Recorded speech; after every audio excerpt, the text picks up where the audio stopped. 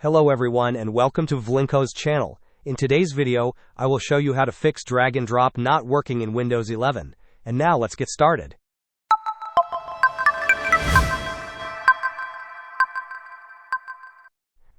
If you are experiencing issues with the drag and drop functionality in Windows 11, there is a straightforward solution.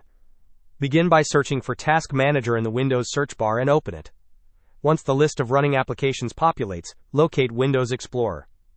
Right-click on Windows Explorer and select Restart.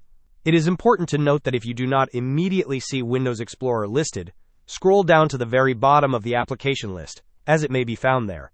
After Windows Explorer restarts, you will observe a brief screen flicker for a few seconds, after which the drag and drop functionality should be restored. Should the initial step not resolve the problem, proceed to right-click on the Start button.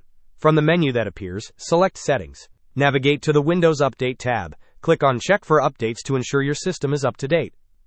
Following the completion of any pending updates, a restart of your computer is recommended.